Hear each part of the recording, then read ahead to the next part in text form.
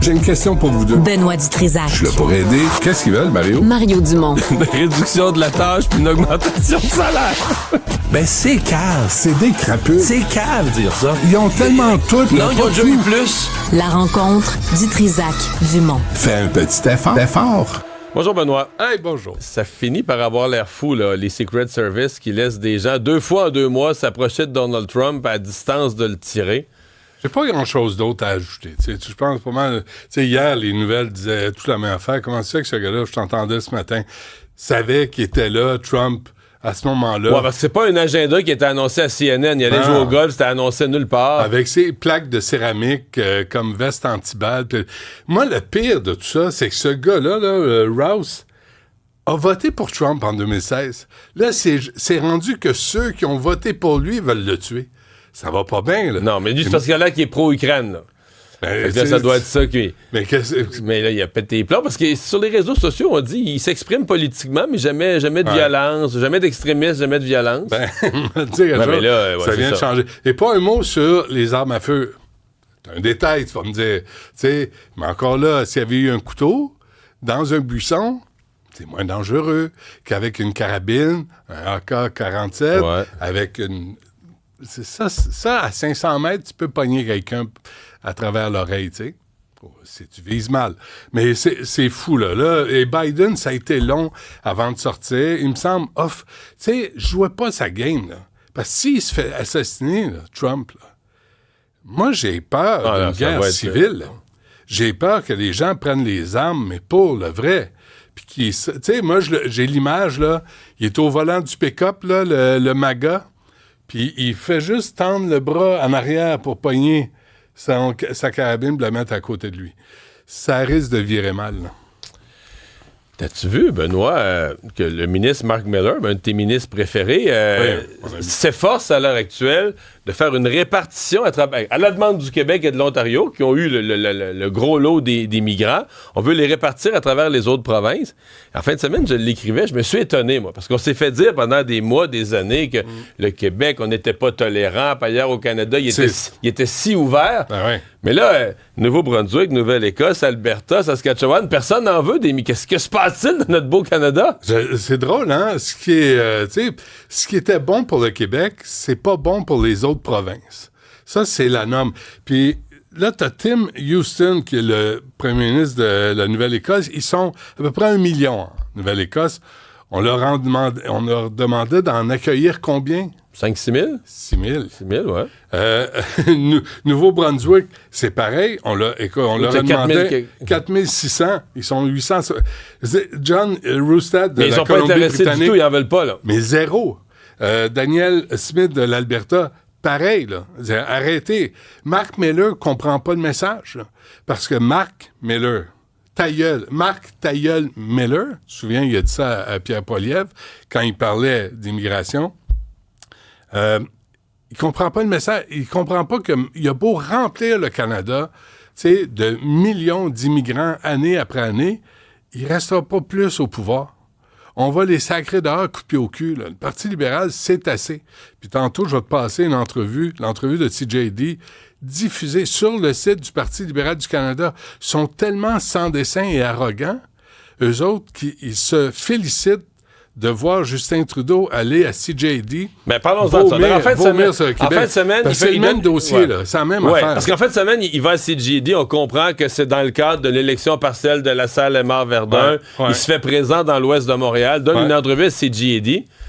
Mais CJD, on l'écoute d'ailleurs. On va commencer par l'écouter. I have to ask the question, though, for people about to vote here in this by-election. So I'm wondering what you tell Montreal's Anglophone population, and I bring this up because I get these calls all the time whenever we talk about this, who feel the federal Liberals have let them down. Well, first of all, I understand that feeling because people are feeling, well, first of all, they see a government in Quebec City, Legault government, that has decided that the best way to protect French, which is something that I agree with, yes, we need to protect French, but Legault has decided the best way to protect French is to attack the English Canadians. And that doesn't make any sense. We see the most egregious example of it lately with the switch in hospitals. We also see it in his attacks on our Et là, il fait courir cette rumeur que dans les hôpitaux, les gens pourront pas se faire... Qu'au Jewish, tu te présentes puis tu pourras pas te faire soigner en anglais. Ouais, dans les universités partout. D'abord, Aaron Rand, là, le gars qui pose des questions, on l'a côtoyé, tu te souviens-tu, à 92.5 à Cogeco? Ouais. Unilingue.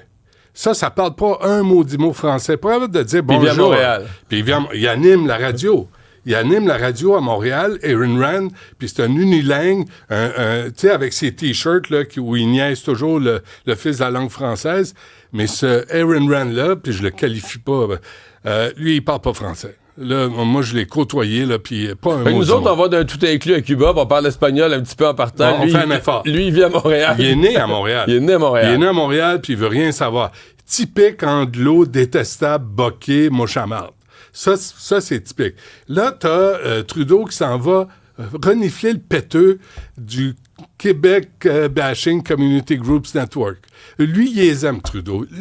Moi, j'ai autant de mépris pour Justin Trudeau que Justin Trudeau en a pour le Québec. Puis on l'entend là-dedans, là, comme quoi défendre... Là, il dit, moi, ma mère vient de Vancouver, mon père est un francophone. Son père, Pierre Elliott, un francophone, ben oui, un autre québécophobe. C'est odieux comment il s'est exprimé. Puis en passant, quand il parle des hôpitaux, Mario, juste un petit exercice, il y a le CUSUM. Il y a un cas en 2018, là, il y a Zygmunt, quelque chose qui s'est plaint parce que le médecin lui a parlé en français, puis il a dit, tu devrais peut-être, fait 20 ans que tu habites ici, tu pourrais peut-être parler. Mais les infirmières l'ont tous soigné en anglais. Mais il a porté plainte pareil. Il y a le Jewish Hospital, il y a le Montreal General Hospital, Lakeshore General Hospital, St. Mary's Hospital, le Shriners Hospital. Il y en a des hôpitaux anglophones à Montréal. Mais te faire croire que dans tes hôpitaux-là, tu peux pas te faire soigner en anglais, c'est rire du monde en calvasse. C'est baveux. C'est baveux, alors que tu sais... Tout se passe en anglais dans ces hôpitaux. Je veux dire, il y a des deux langues. T'entends du français aussi, mais je veux dire, la vie, essentiellement, se passe en anglais. Ouais. Donc, d'essayer de faire croire qu'un anglophone arriverait là, avec une jambe coupée, puis tu parles pas français? On t'arrêtera pas le sang.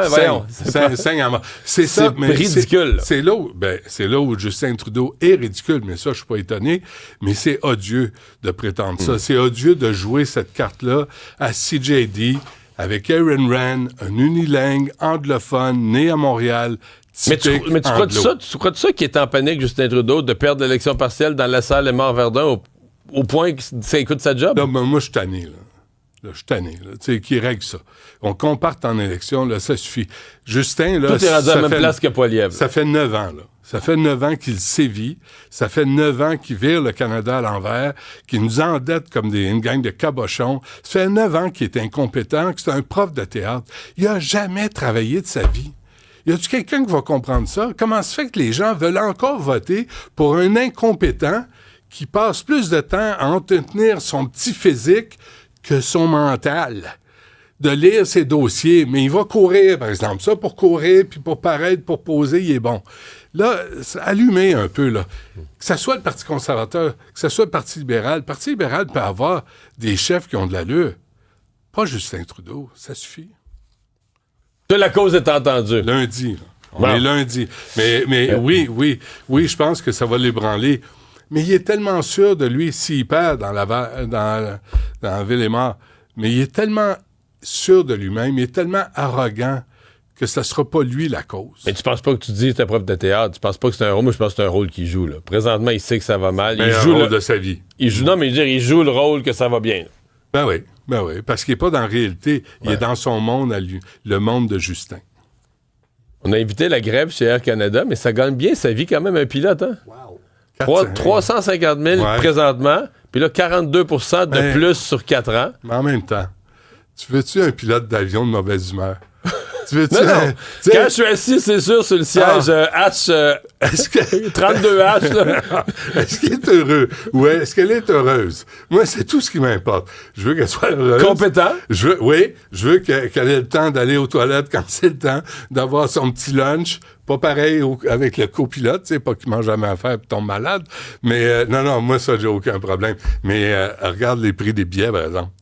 Là, si vous parce que pensez là, que ça coûte cher... Au bout de 4 ans, tu vas être à 4... Moi, je l'ai calculé, entre 490 et 500, un demi-million. Mais pour ceux et celles qui cherchent une carrière... Pour vrai? Ben, certains pilotes d'avion, c'est pas pire. Moi, je pensais pas que c'était autant que ça. Je pense qu'il y a beaucoup de citoyens qui le découvrent. On disait c'est bien payé un pilote d'avion. Mais je me souviens d'un documentaire de Michael Moore, il y a 30 ans, qui disait à quel point les pilotes d'avion étaient mal payés aux États-Unis. Ah ouais? Mais vraiment mal payés, là, genre 25 000 par année. Là, tout le monde faisait, voyons donc. Mais ce qu'on me dit ici, quand même, c'est que là, on parle des pilotes, des gros porteurs, là, qu'il y a beaucoup de différences. Si tu prends le petit vol régional là, entre Montréal et Sept-Îles, les écarts sont énormes. Là, les paliers sont Mais énormes. même les petits porteurs, tu veux qu'ils soient de bonne humeur. On veut que tout le monde soit de bonne humeur, dans le fond. Hein? Qui conduisent bien. Oui. Merci, Benoît. Allez.